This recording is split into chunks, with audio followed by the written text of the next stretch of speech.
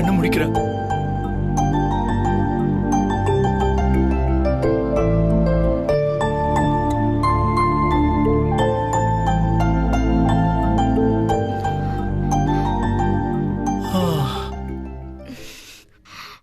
ஏய், என்ன படு படு படு படு, ரெஸ்ட் எடு. என்ன வெண்ணிலா, பயம் முடிஞ்சிட்ட பாரு. நான் கொஞ்ச நேரத்தில் அப்படியே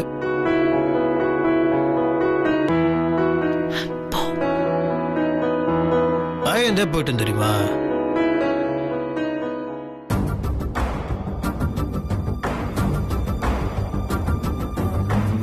என்னடி இது? ஸ்வேதா சொன்னதை வச்சு பார்த்தப்போ அவ ஒரேடியா போய் சேர்ந்துடுவான்னு பார்த்தேன். நாம நினைச்ச எதுவுமே நடக்க மாட்டேங்குது. ஒரே குழப்பமா இருக்குடி. வா, ஸ்வேதா கிட்ட என்ன ஏதுன்னு கேட்போம். ரூம்ல வந்து பார்த்தா அப்படியே தலை ஒரு பக்கம் இருக்கு, கை ஒரு பக்கம் இருக்கு, கால் ஒரு பக்கம் இருக்கு. நான் கத்தி அலறி டாக்டர் வர சொல்லி, ஏன் இந்த மாதிரிலாம் பண்ற நீ? இல்ல முத்து மாமா, என்ன நடந்துச்சுன்னு எனக்கும் தெரியல. இல்லனா இப்படி உன்னை பயம்படுத்துவேனா? என்ன மன்னிச்சிடு முத்து மாமா. ஏ லூசு வெண்ணிலா, கல்யாணம் விட நிறைய தான் இருந்துச்சு. எல்லாத்துக்கும் நீயே ஓடிட்டு இருப்பியா? நான் சொன்னேன்ல, அங்கங்க ஓடாத, நிதானமா இருன்னு. காலையில சாப்பிட்டியான்னு கேட்டேன், சாப்பிட்றேன்னு சொன்னேன். அப்புறம் அப்படியே விட்டுட்டேன். நானும் தப்பு பண்ணிட்டேன். உன்னை நானே சாப்பிட வச்சிருக்கணும். அது அவங்கள வழி அனுப்பணும்னு போனா அப்படியே விட்டுட்டேன். சரி விடு. இப்போ கல்யாணம் நல்லபடியா முடிஞ்சிருச்சு. இனிமேல் 24 மணி நேரம் நான் உன் கூட தான் இருப்பேன். இரு, நானே என் கையாலே சமைச்சு உன்னை கொண்டு வரேன் பார். ஐயோ, எனக்கு பயமா இருக்கு. நான் மறுபடியும் மயங்கிடுவேன். ஓய்யோ, வெண்ணில தமாஸ் பண்றாங்களா? தமாஸ் காமெடிக்கு நீயே சிரிச்சுக்கிற. சமைச்சு கொண்டு வரேன்னு சொன்னீங்க. இருமா, இப்பதானே ஊசி போட்டிருக்காங்க, அதனால உடனே சாப்பிடக்கூடாது. அதனால அதை கொஞ்சம் லைட்டா கொஞ்சிட்டு போயிடுறேன். சிரிச்சுட்டே இருக்க.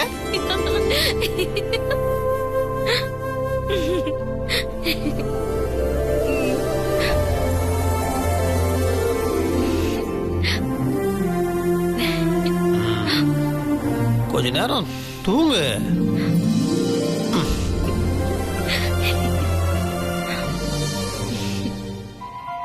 என்ன அத்தையும் பூங்கோத அண்ணியும் வந்து சொல்றத பார்த்தா விஷப்பழம் வேலை செய்யல போல இருக்கே. எப்படி இது நடந்துச்சுனே ஒன்னும் புரியலையே. ஏய் ஸ்வேதா, எல்லாரையும் ஏமாத்துற மாதிரி என்னையும் நீ பச்சைக்கிளி வேஷம் போட்டு ஏமாத்தலான்னு பாக்குறியா? என்ன நீ ஏமாத்தவே முடியாது. நீ 17-14 லோகத்துக்கு போனாலும் உன்னை நான் கண்டுபிடிக்காம விட மாட்டேன். வீட்டுல இருக்கிற அத்தனை பேருக்கு நீ கிளியா தெரிஞ்சாலும் ஏன் கண்ணுக்கு நீ ஸ்வேதாவா தான் தெரியுற. என் கண்ணுக்கு கூட நீ வெறும் ஆவியா தான் தெரியுற. உன் கண்ணுக்கு நான் ஆவியா தெரியுறேன், ஆனா என் கண்ணுக்கு நீ பாவியா தான் தெரியுற. உனக்கெல்லாம் ஈவு இறக்கமே கிடையாதா? வெண்ணிலா 3 உசுருக்காரி. அவளுக்கு சர்வ சாதாரணமா ஒரு விஷ இழந்த பழத்தை கொடுத்து மொத்தமா கொள்ளலான்னு பாத்தியே. உனக்கெல்லாம் மனசாட்சியே இல்லையா? இல்ல, நான் ஜெயிக்கணும். நான் முத்தரசு மாமா கூட வாழணும். அதுதான் எனக்கு வேணும். சீ, உனக்கு இப்படி எல்லாம் பேச வெக்கமா இல்ல? உள்ளதுலயே கேவலமான விஷயம் இதுதான்.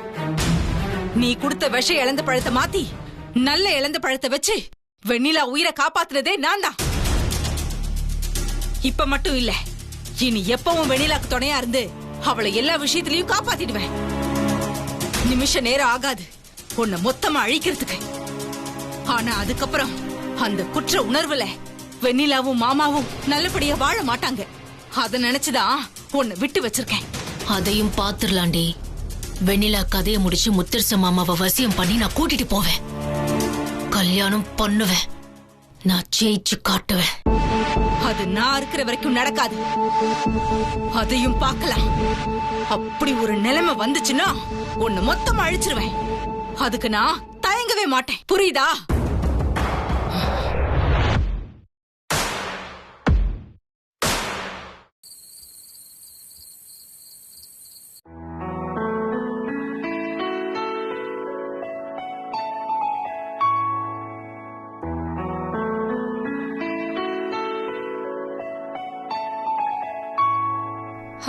அண்ணி போதும் அண்ணி.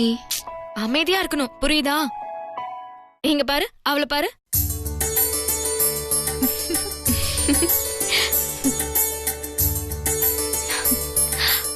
என்ன அண்ணி புதுசா கல்யாணமானவங்களை விட்டுட்டு என்ன போய் ரெடி பண்ணிட்டு இருக்கீங்க? என்ன ஜனனி இப்படி அடம் பிடிச்சா என்ன அர்த்தம்?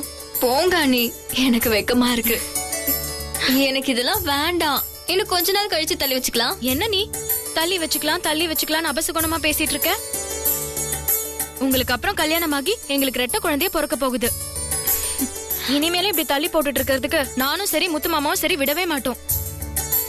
இங்க நாங்க 2 பேரும் நல்லா இருக்கணும்னு நினைச்சு உங்க குடும்ப வாழ்க்கையை தள்ளி போட்டீங்க. அதுக்கப்புறம் ஏதேதோ பிரச்சனை. இங்க பக்கத்திலேயே இருந்தோம். ஒவ்வொரு நாளும் நீங்க 2 பேரும் எங்களுக்காக கஷ்டப்படுறீங்களேன்ற குற்ற உணர்வுல தவிச்சுக்கிட்டு இருந்த. இன்னைக்கு அதுக்கு ஒரு விடுதலை கிடைக்கும்னு பார்த்தா நீ என்னடானா அது இதுன்னு ஏதேதோ பேசி தட்டி கழிக்க பாக்குற. அமைதியா இருக்கணும் புரியுதா?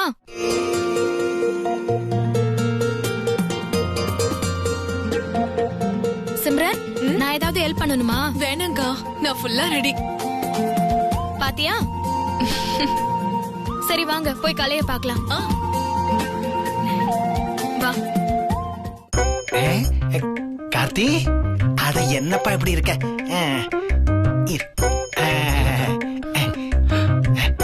தலை கலைஞ்சிருக்கு பாரு. நான் வரி விடுறேன். சகல கலைய போற தலைய எதுக்கு சீவ போறீங்க? அதுவும் கரெக்ட் தான். இருந்தாலும் ஃபர்ஸ்ட் நைட்டுக்கு போகும்போது தலை கலைஞ்சிருந்தா நல்லா இருக்குமா? ஹீரோ மாதிரி அழகா இருக்க வேண்டாம்? இப்ப பாரு எப்படி இருக்குன்னு. என்னப்பா பண்ற? இல்ல மாம்சு, எனக்கும் சிம்ரனுக்கும் இன்னைக்கு சாந்தி முகூர்த்தம் நடக்கிறது எனக்கு பிடிக்கவே இல்லை.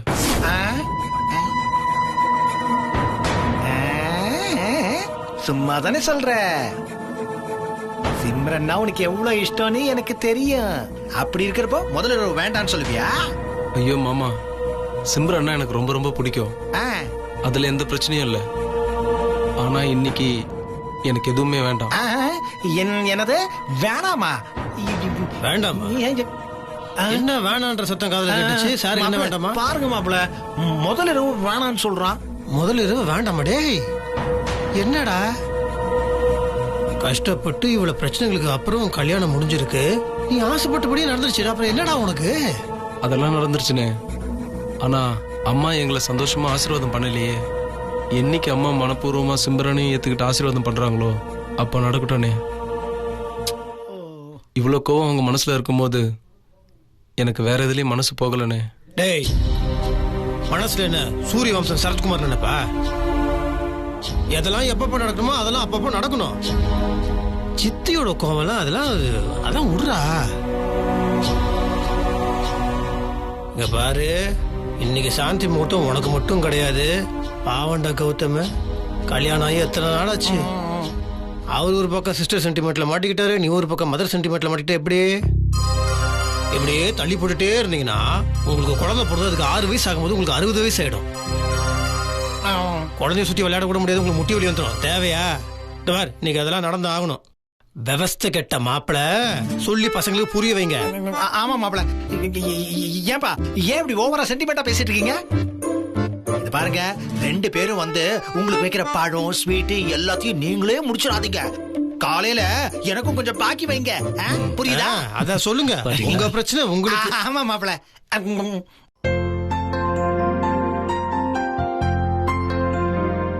கலை 2 பேரும் ரெடி ஆயிட்டாங்க.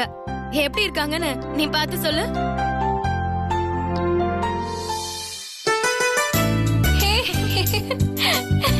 இங்க பாருங்க, கலையே நல்லா இருக்குன்னு சொல்லிட்டா. அப்பா எவ்வளவு திருஷ்டி இருக்குன்னு பாருங்க. உனக்கு கூட கலைஞ்சிருக்கு. அப்படியா? அப்படியே உங்க மண்டையில முடியல பாருங்க. என்னடா இன்னும் யோசிச்சுட்டு இருக்க? இவன் சரிப்பட்டு வர மாட்டான். இப்ப என்னடா உனக்கு? சித்தி ஒண்ணு ஆசீர்வாதம் பண்ணா உன் மைண்ட் ஃப்ரீ ஆயிடுமா? சரி வாடா சாமி, வா வாங்க வா, நான் பாத்துக்கிறேன். வாங்க. சரி இருங்க, நான் போய் அட்சத தட்டை எடுத்துட்டு வந்துடுறேன். அண்ணி இப்போ பரவாயில்ல?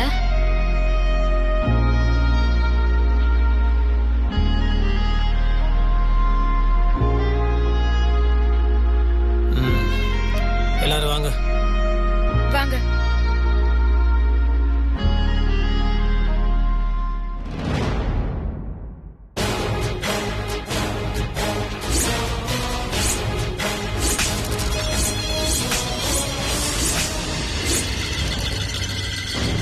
மா, இந்த பாலையாவது குடிமா. எனக்கு ஒண்ணும் வேண்டாம் பூங்கோத. என்ன கொஞ்சம் நிம்மதியா விடு, அது போதும். நீயும் சேர்ந்து என்ன படுத்தாத. மா, காலையில இருந்து நீ எதுவுமே சாப்பிடாம இருக்கமா? சிம்ரன் ஆசீர்வாதம் வாங்கிடலாமா?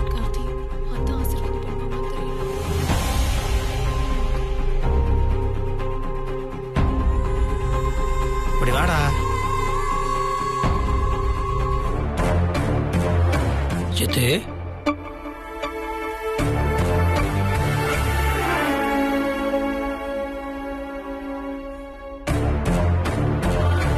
சித்தி,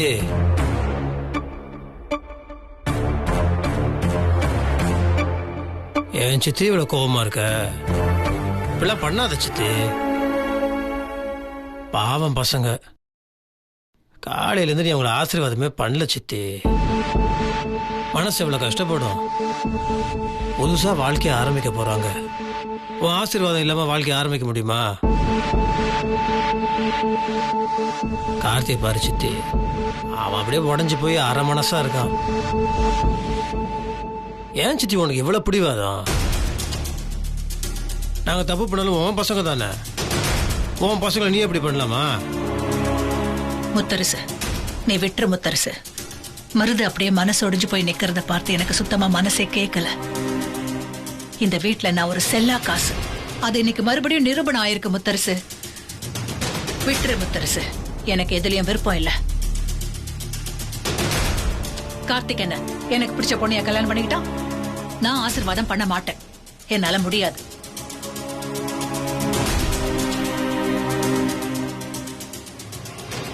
ஜனனி கௌதம வேணா ஆசீர்வாதம் பண்றேன், வர சொல்லு. மா, என்னம்மா நீ? அப்போ கார்த்தி மட்டும் உன் புள்ள இல்லையா? மருதான நினைச்சு கவலைப்படுற, என்ன நினைச்சு கவலைப்படுற? கார்த்திய மட்டும் அம்போடு விட்டா என்னமா அர்த்தம்? இவ்வளவு தூரம் அண்ணனும் சொல்லுது, நாங்களும் சொல்றோம். பிடிவாதமா இருந்தா என்னமா அர்த்தம்? யாரும் எதுவும் பேசி என்ன மாத்திடலான்னு முயற்சி பண்ண வேண்டாம், விட்டுடுங்க. அத்தை, சொல்றேன்னு தப்பா நினைச்சுக்க வேண்டாம். உங்களுக்கு 4 பேர் பிள்ளைங்க. அவங்களோட சேர்த்து முத்து மாமாவையும் தானே பிள்ளையா பாத்தீங்க. அப்படி இருக்கிறப்போ இப்ப ஏன் அத்தை கார்த்தி விஷயத்துல மட்டும் கோவப்படுறீங்க? என்ன, நீ ரெட்டை குழந்தைக்கு தாயாக போற பெருமையில பேசிக்கிட்டு இருக்கியா?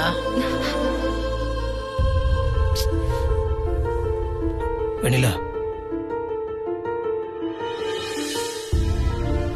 சித்தி, நீ இதை விட சித்தி. அது அவ ஏதோ ஒரு இதுல பேசிட்டா. நீ தப்பா எடுத்துக்காத. நீ இப்போ இப்படி கோவப்படாத சித்தி. நீ இப்ப இப்படி ஒரு மாதிரி பேசுறது, ஆசீர்வாதம் பண்ணாம இருக்கிறதெல்லாம் எங்களுக்கு ரொம்ப கஷ்டமா இருக்கு சித்தி. நீ என்னைக்காவது நான் வேற, மருது வேற, நம்ம கார்த்தி வேற, ஜனனி வேற, பூங்கோதை வேறன்னு பாத்திருக்கியா? இல்ல. நீ எப்படி எங்களை வளர்த்தியோ அதே மாதிரிதான் நான் இருக்கிறேன்.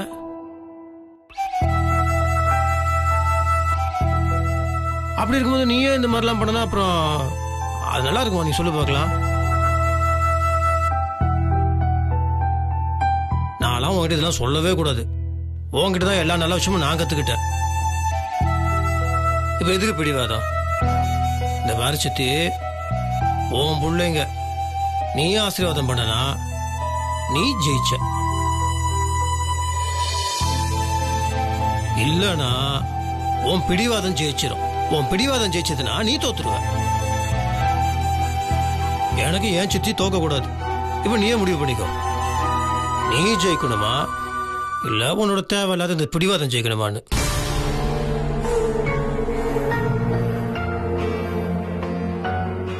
பசங்களா இருக்கிறாங்க, நீ பாத்துக்கோ. நான் ஒன்னும் சொல்ல மாட்டேன்.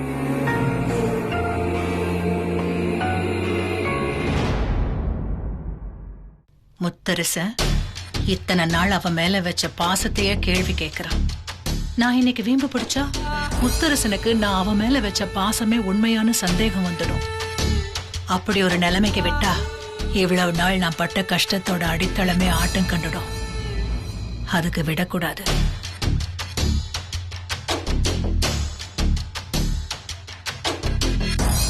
சரி முத்தரசு, நீ சொன்னதுக்காக நான் ஆசீர்வாதம் பண்றேன்ப்பா. வர சொல்ல எல்லாரையும்.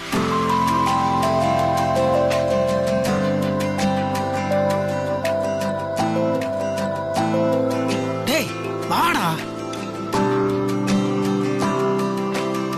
விடு.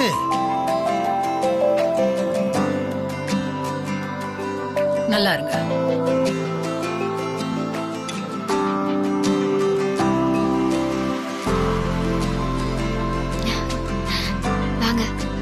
வாங்க வாங்க, இதுலயும் ஸ்லோவா வாங்க.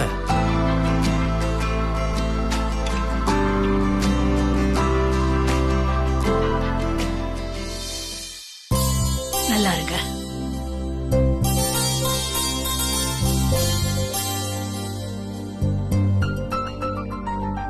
சித்தி, ஏதோ நடந்தெல்லாம் நடந்துருச்சு, விட்டுரு சித்தி.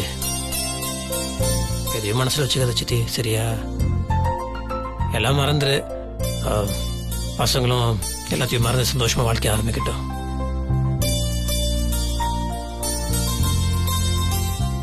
சரியா சித்தி? சரி முத்தரசு. போலாம் போலாம் போலாம் போலாம். வா. சரிண்ணே, வா.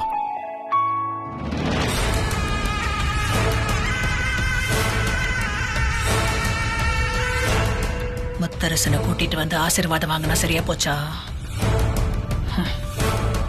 நான் என்னைக்கா இருந்தாலும் அந்த சிம்ரன் எனக்கு பண்ண துரோகத்தை மறக்க மாட்டேன். அவளுக்கு எப்படி சாந்தி முகூர்த்தம் நடக்குதுன்னு நான் பாக்குறேன்.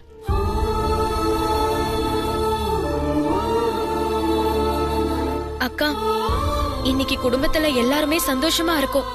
2 கல்யாணமும் விமர்சையா நடந்து முடிஞ்சிருச்சு. ஆனா ஒரே ஒரு வருத்தம் தான்க்கா எல்லாருக்கும். காணாம போன ஸ்வேதாக்கா இப்ப வரைக்கும் எங்க போனாங்க, என்ன ஆனாங்கன்னே தெரியல. அதே மாதிரி கிருஷ்ண மாமாவும் எங்க போயிருக்காரு, அவருக்கு ஏதாவது பிரச்சனையான்னு எதுவுமே தெரியல. நீங்க தான்க்கா இந்த குடும்பத்தை பொறுத்த வரைக்கும் குலதேவதை மாதிரி. அதனால எப்படியாவது ஸ்வேதாக்காவையும் சரி கிருஷ்ண மாமாவையும் சரி நீங்க தான் கொண்டு வந்து சேர்க்கணும். ஸ்வேதாக்காவுக்கு நல்ல புத்தி வந்து கிருஷ்ண மாமாவை கல்யாணம் பண்ணிக்கிட்டு குழந்தை குட்டியோட நல்லபடியா வாழணும்.